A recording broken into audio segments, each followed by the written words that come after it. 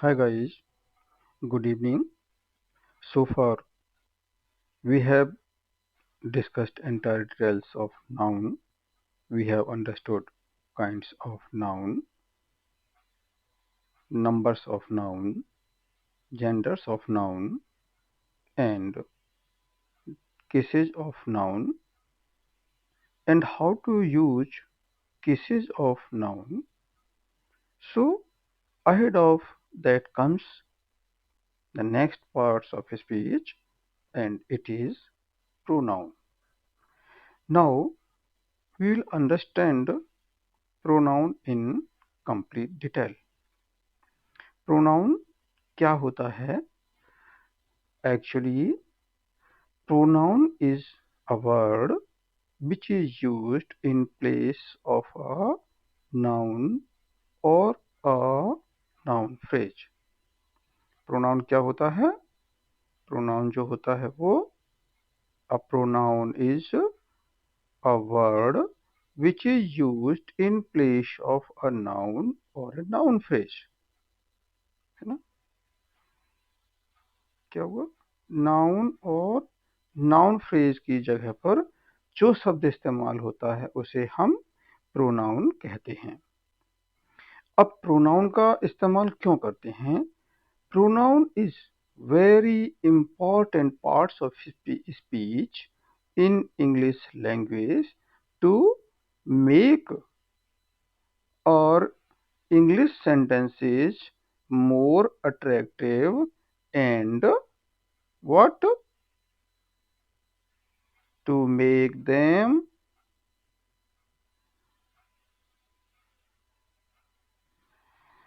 more relevant.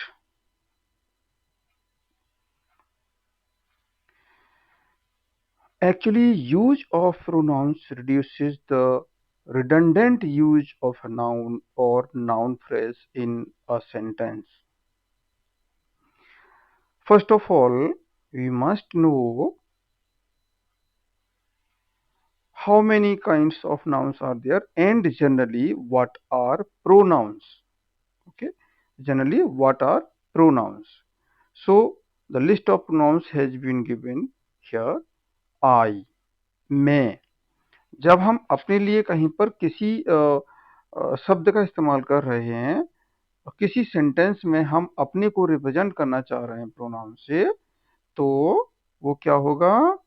उसे हम आई से रिप्रेजेंट करेंगे। देन यू, तुम या आप लोगों के लिए हम क्या करते हैं? तुम या आपके लिए हम इस्तेमाल करते हैं एक आई, देन यू, है ना?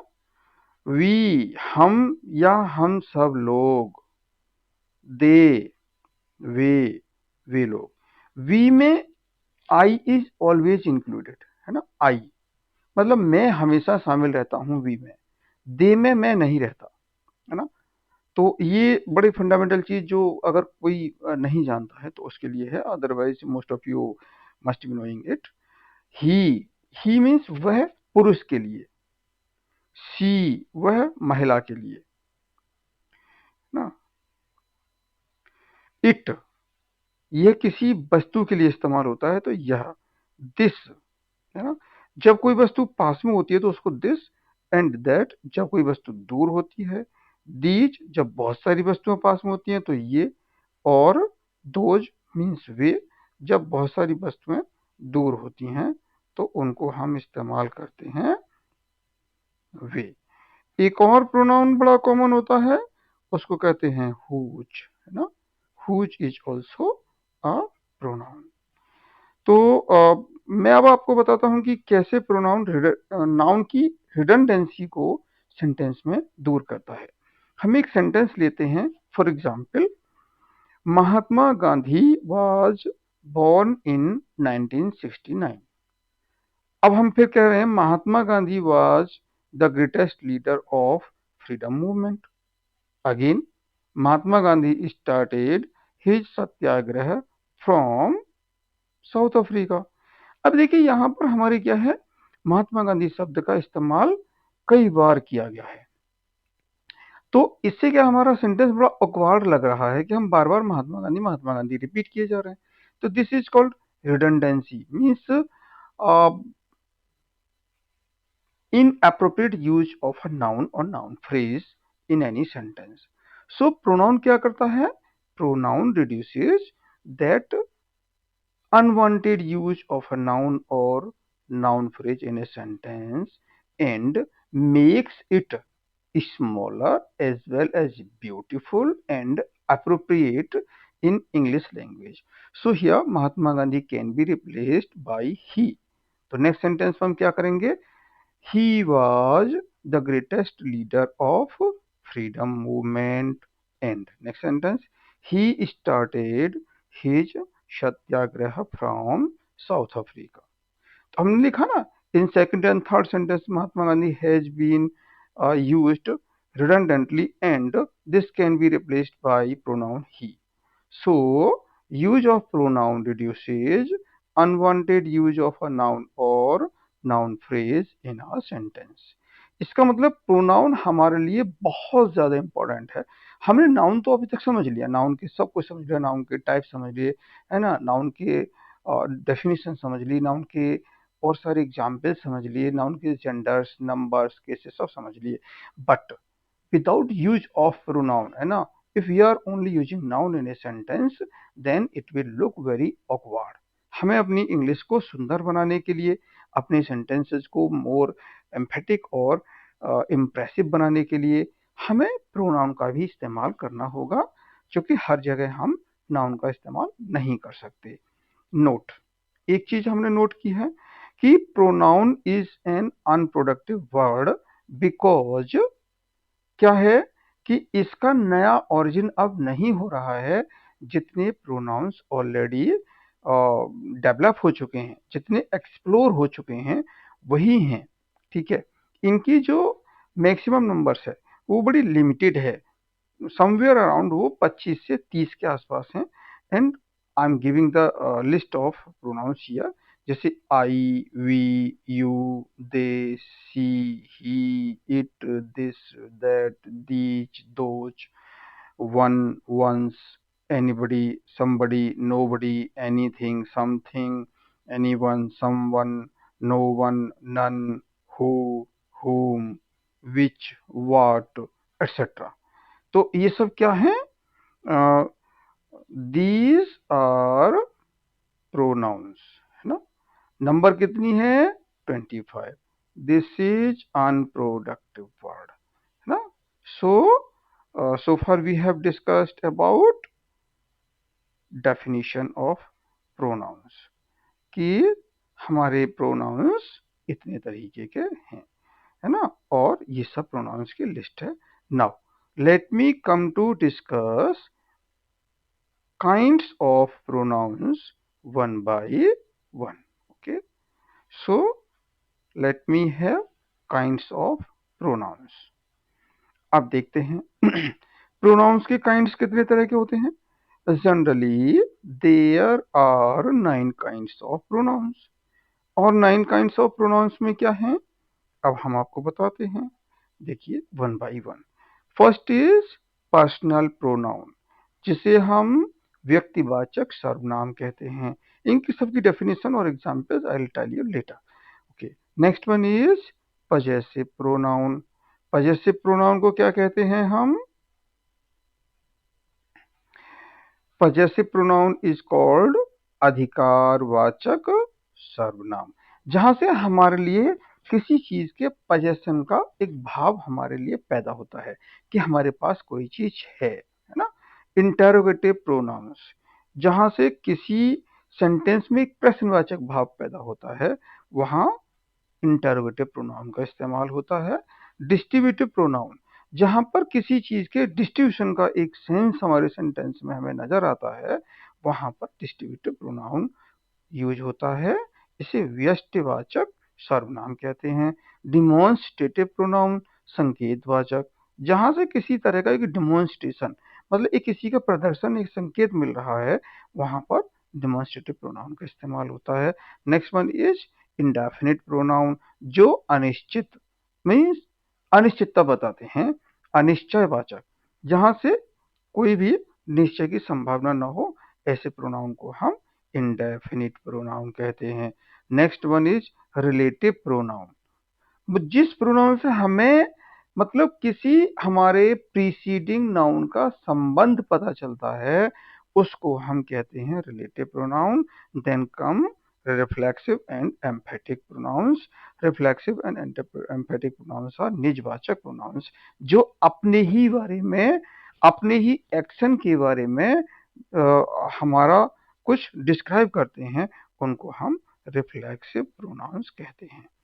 So let me discuss them one by one. So first of all, let me come to discuss personal pronoun. Okay, personal pronoun.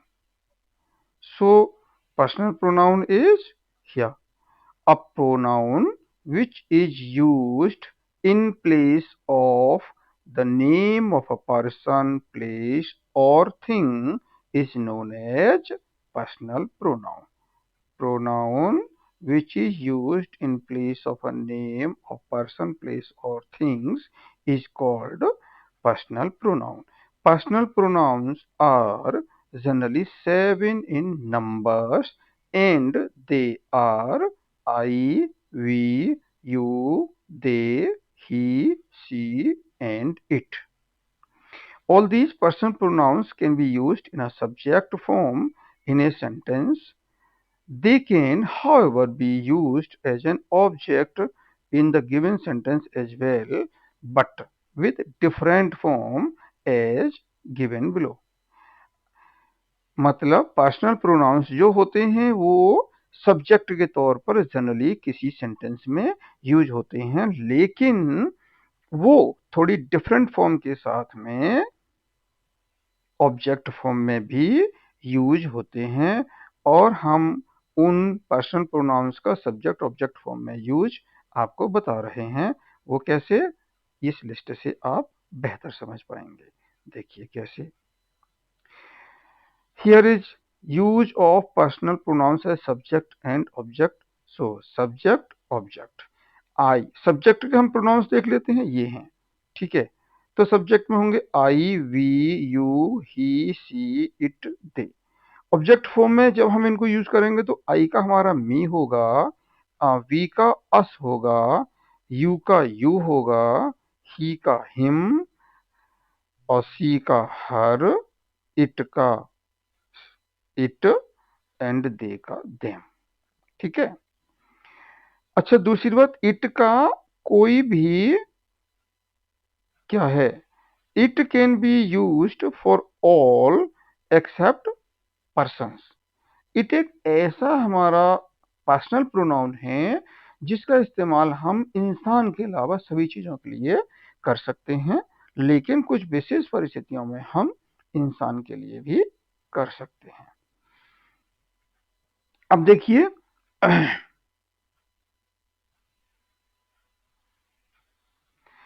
Mahatma Gandhi is father of the nation.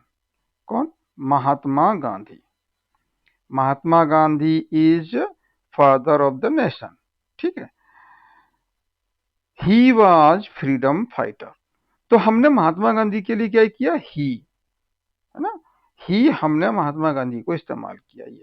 ये क्या है, प्रोनाउन, जो महात्मा गांधी को पूरे noun phrase को represent कर रहा है। इसी तरीके से हम कह रहे हैं Taj Mahal is located in Agra. Taj Mahal क्या है, कोई एक बिल्डिंग है, बिल्डिंग मीन्स कोई चीज है, तो हम इसको इट से रिप्रेजेंट करेंगे। So it, it was built by Shahjahan. तो हमने इसको क्या है, इट से रिप्रेजेंट कर दिया। तो यहां पर क्या है, personal pronouns in subject form. Now let's move ahead to discuss other kind of pronoun, and next kind of pronoun is possessive pronoun. Possessive pronoun, what is possessive pronoun? So far you must have understood personal pronouns. Now possessive pronoun, as its name indicates, this is what, कि हमारे लिए किसी अधिकार का भाव बताता है कि हमारे पास कोई चीज है। A pronoun which shows possession of a noun or a noun phrase is called possessive pronoun. Following are few possessive pronouns. possessive pronouns क्या क्या हैं? देखिए, mine, ours, his, hers, yours, theirs. These are possessive pronouns. अब example जैसे possessive pronouns का, whose pen is this?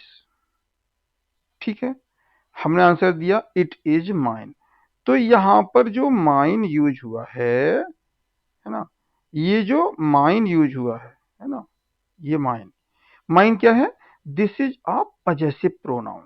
यहां देखिए, mine possessive pronoun में आ रहा है, क्योंकि आई का पजेसिव प्रोनाउन माइन होगा। ठीक है, अब एक चीज और आपको ध्यान रखनी है, क्योंकि पजेसिव प्रोनाउंस और पजेसिव एडजेक्टिव में आपको कंफ्यूजन ना हो, उसके लिए मैंने यहाँ पर पजेसिव एडजेक्टिव्स को भी एक्सप्लेन करने की कोशिश की है। दीज आर, है ना, possessive pronouns and these are possessive adjective. So along with possessive pronouns, one must also know about possessive adjectives in order to avoid any kind of confusion with possessive pronouns, and following are possessive adjectives. Possessive adjective जैसे माई, माई। अब देखिए, adjective में जब use करेंगे तो माई हो गया, लेकिन जब हम उसका पजेसिव प्रोनाउन बनाते हैं तो वो माइन हो जाता है ना।